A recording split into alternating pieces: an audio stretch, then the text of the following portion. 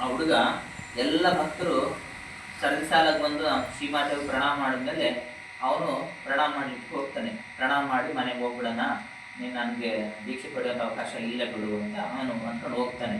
ಆದರೆ ಆ ತಾಯಿಯನ್ನು ಕಂಡು ಭೇಟಿ ಆಗ್ತಿದ್ದಂಗೆ ಶ್ರೀಮಾತೆಯವ್ರು ನೋಡ್ತಿದ್ದಂಗೆ ಅವನಿಗೆ ದುಃಖ ಉಂಬಡಿಸಿ ಬಂದ್ಬಿಡುತ್ತೆ. ದುಃಖ ಒತ್ತರಿಸಿ ಬಂದು ಶ್ರೀಮಾತೆಯವರ ಪಾದಗಳ ಮೇಲೆ ತಲೆ ಇಟ್ಟುಕೊಂಡು ಒಂದೇ ಸಮನೆ ಅಳಲಾರಂಭಿಸಿದ.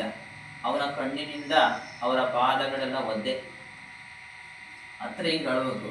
ಅವನ ಕಣ್ಣಿನಿಂದ ಅವರ ಪಾದಗಳ ಶ್ರೀಮಾತೆಯವರ ಪಾದಗಳೆಲ್ಲ ಒದ್ದೆ ಆಗಿಬಿಟ್ಟು ಅವರಿಗೆ ಅವನ ಅಂತರಂಗ ಅರ್ಥವಾಯಿತು.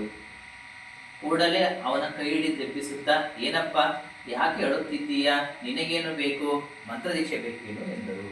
ಶ್ರೀಮಾತೆಯವರು ಎಷ್ಟು ಸಾಂತ್ವನ ಕೊಡ್ತಾ ಇದ್ದಾರೆ. ಮಕ್ಕಳು ಮರೆತರು ತಾಯಿಯು ಮರೆವಳೆ ಎನ್ನಯ ಶಿಶುಗಳನ್ನು, ಮಣ್ಣಿನೊಳಾಡುವ ನಮ್ಮನು ಏತರು, ಮಣ್ಣಿನೊಳಾಡುವ ನಮ್ಮನು ಏತಲು, ಚಾಚಿಹ ಕೈ ನೋಡು ಅಮ್ಮ, ಚಾಚಿಹ ಕೈ ನೋಡು. ಹಂಗೆ ಮಕ್ಕಳು ಬರ್ತರು. ತಾಯಿ ತನ್ನ ಮಕ್ಕಳ ಕಷ್ಟಗಳನ್ನು ನೋವುಗಳನ್ನು ಬಹಳ ಸುಲಭವಾಗಿ ಗ್ರಹಿಸಿ ಅದಕ್ಕೆ ಸ್ಪಂದಿಸುವಂತಹ ಮನೋಭಾವನ ತಾಯಿ ಹೊಂದಿರ್ತಾಳೆ ಅಂತ ನಾವು ಗಮನಿಸ್ಬೋದು.